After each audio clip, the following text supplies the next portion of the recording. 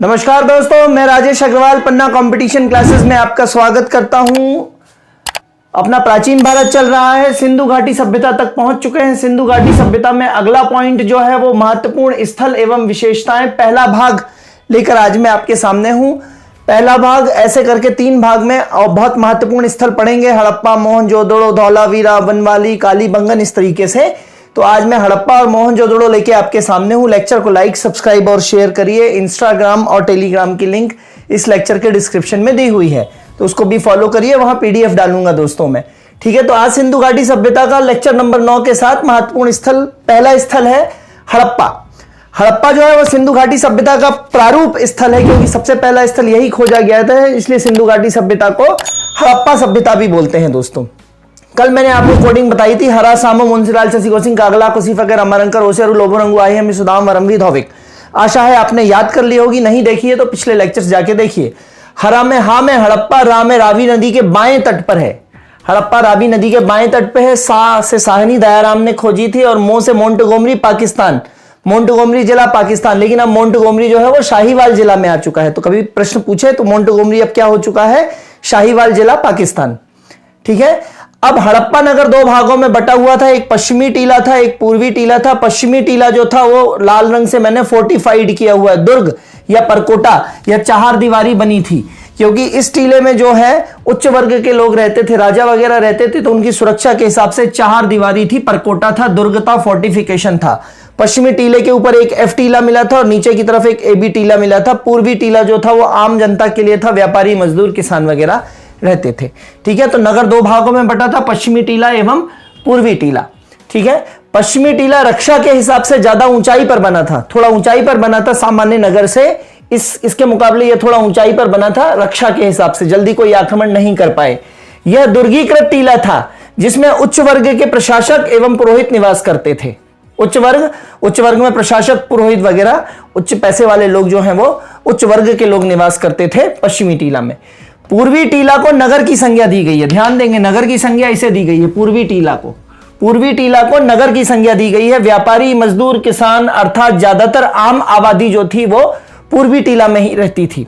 ठीक है, फिर दुर्ग के अंदर की दीवारें, जो ये लाल रंग से मैंने दुर्ग बनाया है, इस दुर्ग के अंदर की दीवारें जो थी, अंदर की तरफ की दीवारें ये कच्ची ईंटों की थी, और जो बाहर की तरफ की दीवारें थी वो कैसी थी, पक्की ईंटों की थी। तो दुर्ग के अंदर की दीवारें कच्ची ईंटों की थीं, दुर्ग के बाहर की दीवारें जो है पक्की ईंटों की थीं। फिर पश्चिमी टीले के ऊपर एक एफ टीला भी मिला है, इसमें 6-6 की पंक्ति में अन्नागार मिले हैं।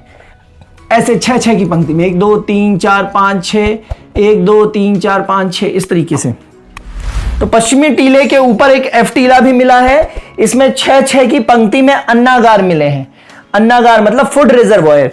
तो एफ शायद नाम, एफ जो पुरातत्ववेत्ताओं ने एफ टीला नाम दिया है वो एफ फॉर फूड नाम दिया होगा। तो आप ध्यान रखिएगा कि अन्नागार कहां मिले हैं, तो हड़प्पा में। ठीक है, सारा अन्न जो है वो क्या कर गए, हड़प गए। ये प्रश्न बहुत आता है कि अन्नागार कहां मिलता है, तो हड़प्पा में। तो सारा अन्न जो है वो क्या कर गए, हड़प गए। तो याद हो जाएगा अन्नागार कहां मिला है, हड़प्पा में। एफ टीले में ही, एफ टीले के अंदर ही 15 श्रमिक आवास मिले हैं, मतलब यहां श्रमिक भी रहते थे। अन्नागार में जो है श्रमिकों के रहने के आवास भी मिले हैं 15। साथ ही 18 वृत्ताकार चबूतरे मिले हैं, इसी के अंदर मिल रहे हैं सब, 18 वृत्ताकार चबूतरे मिल रहे हैं। शायद इन चबूतरों पे जौ और गेहूं के दाने भी मिले हैं दोस्तों। तो जौ और गेहूं के दानों की शायद इन गोल चबूतरों पे क्या होती होगी, कुटाई होती होगी। जौ और गेहूं के दानों की क्या होती होगी, कुटाई होती होगी। मेरे ख्याल से भूसे से उसको दानों को अलग किया जाता होगा, है ना, फसल कट के आती होगी, भूसे से दानों को अलग करने के लिए कुटाई होती होगी। ठीक है, तो श्रमिक आवास भी मिले हैं, वृत्ताकार चबूतरे भी मिले हैं। कहां पे, एफ टीले में। फिर पश्चिमी टीले के नीचे एक एबी टीला भी मिला है, जिस पर एक कब्र मिली है, नाम दिया है R37। आपको मैंने बताया था कि पोस्ट हड़प्पन संस्कृति जो होती है वो एच कब्रगाह संस्कृति कहलाती है। पिछले लेक्चर्स में देखिएगा, पोस्ट हड़प्पन संस्कृति को मैंने क्या बोला था, एच कब्रगाह। परवर्ती हड़प्पा सभ्यता में एच कब्रगाह संस्कृति भी बोलते हैं। ताम्रपाषाण में मैंने आपको पढ़ाया था 1500 से 1000 के बीच। ठीक है, तो एबी टीला जो मिला है, एबी टीला पर एक कब्र मिली है, R37 नाम दिया गया है। फिर नगरीय क्षेत्र पूर्वी टीले को बोलते थे। तो नगरीय क्षेत्र में तांबे की इक्के गाड़ी के साक्ष्य मिले हैं। है ना, अर्थात ताम्र युगीन सभ्यता के बाद ही आई है ना ये तो। हड़प्पा सभ्यता तो कांस्य युगीन है और कांसा जो है वो तांबा और टिन का मिश्र धातु है। तो नगरीय क्षेत्र में तांबे की इक्के गाड़ी के साक्ष्य मिले हैं और सर्वाधिक अभिलेखीय मोहरें मिली हैं हड़प्पा साइट में, जिनमें कुछ पर लिखा भी है, जिन पर कुछ लिखा भी है। तो सर्वाधिक अभिलेखीय मोहरें मिली हैं जिन पर कुछ लिखा है और मोहरों पर एक श्रृंगी, एक सींग वाला पशु भी बना है दोस्तों।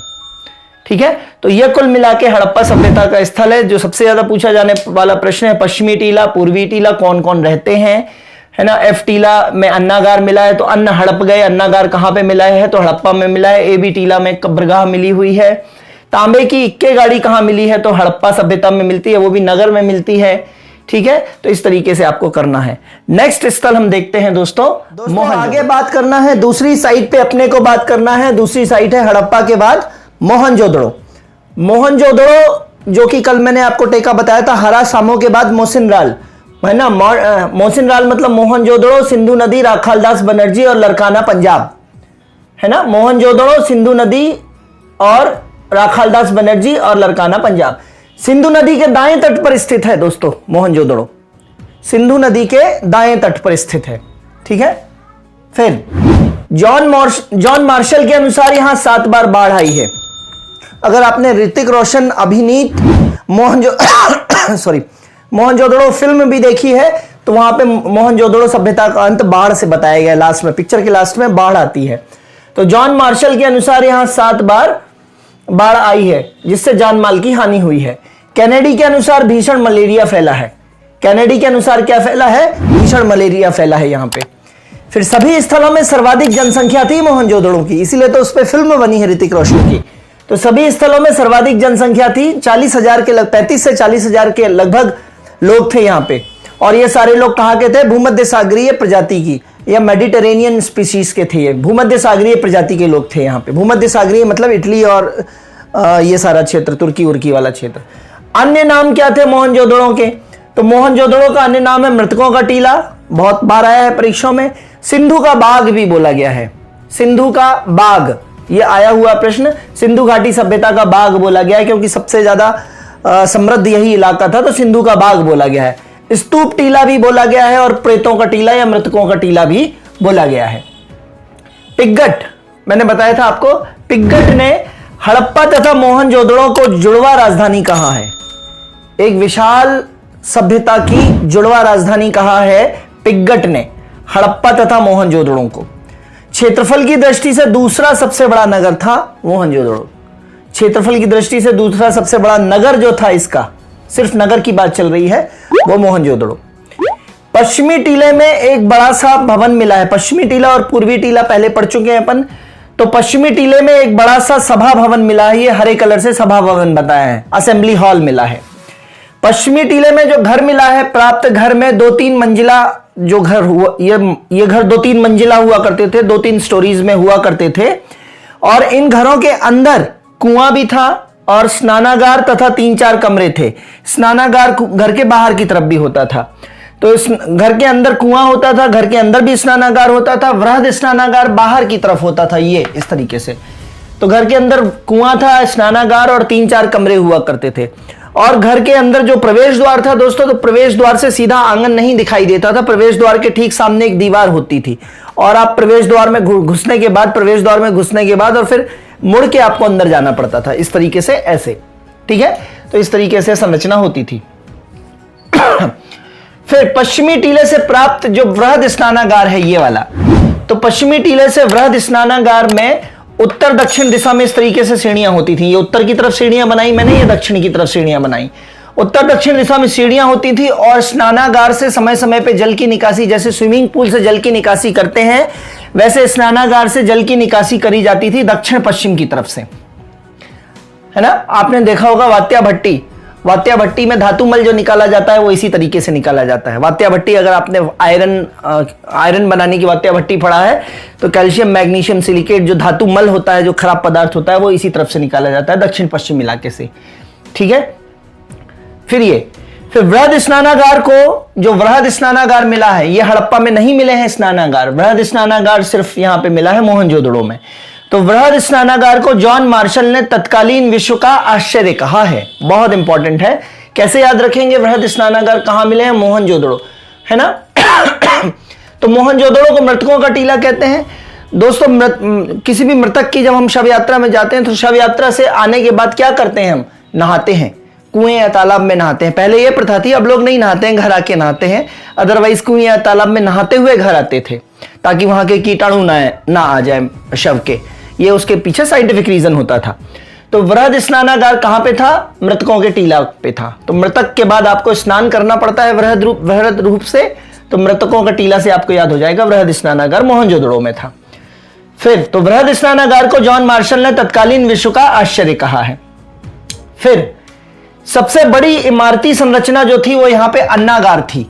हड़प्पा में भी अन्नागार मिला है, यहां पे भी मोहनजोदड़ो में भी अन्नागार मिला है। अन्नागार मतलब अन्न रखने का गोदाम। मोहनजोदड़ो का अन्नागार है वो हड़प्पा से भी बड़ा है।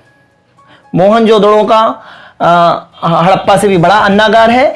सर्वाधिक संख्या में मोहरें मोहनजोदड़ो से मिली हैं। सी, हड़प्पा में मैंने बताया है सर्वाधिक अभिलेखीय मोहरें, जिनसे अभिलेखों की पुष्टि होती है। तो सर्वाधिक अभिलेखीय मोहरें जो है वो हड़प्पा से मिली हैं, लेकिन सर्वाधिक संख्या में मोहरें जो मिली हैं वो मोहनजोदड़ो से मिली हैं। डिफरेंस याद रखिएगा, आईएएस में अगर क्वेश्चन आए तो मुश्किल में पड़ेंगे अपन। तो सर्वाधिक अभिलेखीय मोहरें हड़प्पा से, सर्वाधिक संख्या में मोहरें मोहनजोदड़ो से, ठीक है, प्राप्त हुई हैं। सारी मोहरें वर्गाकार होती थी और सेल खड़ी की बनी होती थी। दोस्तों सेल खड़ी मतलब चौक, जिसको छुई बोलते हैं, छुई भी बोलते हैं, है ना, खड़िया। तो सारी मोहरें जो है सेल खड़ी की बनी होती थी। और सीप की स्केल भी मिली है। एक सीप से बनी, मोती के अंदर जो सीप होती है, सीप से बनी एक स्केल भी मिली है, ठीक है। फिर 10 इंच की कांसे की नर्तकी की मूर्ति मिली है नगर से। ये पूर्वी टीला नगर कहलाता था। और नगर से 10 इंच की कांसे की नर्तकी की मूर्ति मिली है जो प्रोटो ऑस्ट्रेलॉइड प्रजाति की है। प्रोटो ऑस्ट्रेलॉइड प्रजाति की है नर्तकी की मूर्ति। कैसे याद रखेंगे? मोहन जो है, मोहन मतलब कृष्ण के नर्तक रूप के, कृष्ण के नाचते हुए रूप की मूर्ति मिली है कांसे की, ठीक है। कृष्ण की नर्तकी स्वरूप में मूर्ति मिली है कांसे की। तो कृष्ण मतलब मोहन, तो मोहनजोदड़ो से कांसे की मूर्ति मिली है नर्तकी की, जो प्रोटो ऑस्ट्रेलॉइड प्रजाति की है ना। दोस्तों फैक्ट्स याद करना बहुत जरूरी है, कंफ्यूजन बहुत ज्यादा होता है नहीं तो, ठीक है। तो नर्तकी मतलब मोहन मतलब कृष्ण के नर्तकी के स्वरूप की कांसे की मूर्ति मिली है, मोहन मतलब मोहनजोदड़ो से। सड़कें जो होती थी वो लंबवत काटती थी एक दूसरे को, ठीक है। और 10 मीटर जो चौड़ा होता था, 10 मीटर चौड़ा जो रास्ता होता था उसको राजपथ बोलते थे। आज की डेट का हाईवे बोल दीजिए उसको। तो सड़कें लंबवत काटती थी, 10 मीटर का जो चौड़ा रास्ता होता था उसको राजपथ बोलते थे। और सड़क को पक्का करने के भी साक्ष्य मिले हैं मोहनजोदड़ो से, ठीक है। और मोहनजोदड़ो से एक सूती कपड़ा भी मिला है, उस सूती कपड़े के अंदर चाकू रखा है। उससे यह पता चलता है कि मोहनजोदड़ो वालों को कपास का भी ज्ञान था, ठीक है। तो इस तरीके से पश्चिमी टीला में घर है, घर के अंदर कुआं है, कमरे हैं, 3-4 2-3 मंजिला घर है। बृहद स्नानागार बहुत बड़ा है। अन्नागार जो है यहाँ का बड़ा है, हड़प्पा से भी। महाविद्यालय भी मिला है, पुरोहित आवास भी मिले हैं, सभा भवन तो बताया ही मैंने। 1200 मोहरें, सर्वाधिक मोहरें यहां से मिली हैं। नगर काटते थे इस तरीके से 10 इंच की कांसे की मूर्ति। तो इस तरीके से दोस्तों ये दूसरा स्थल आज पूरा होता है जिसको मोहनजोदड़ो कह रहे हैं अपन। तो हड़प्पा और मोहनजोदड़ो आज कवर हुए हैं, कल और आगे कवर करेंगे। लेक्चर आपको कैसे लग रहे हैं कमेंट जरूर डालिए दोस्तों। क्या सुधार की गुंजाइश है कमेंट डालिए। लेक्चर को लाइक सब्सक्राइब शेयर करते रहिए। इंस्टाग्राम और टेलीग्राम की लिंक भी डिस्क्रिप्शन में नीचे दी हुई है, उन्हें भी फॉलो करिए और आगे बढ़ते रहिए साथ में। तब तक के लिए धन्यवाद, गुड बाय, जय हिंद दोस्तों।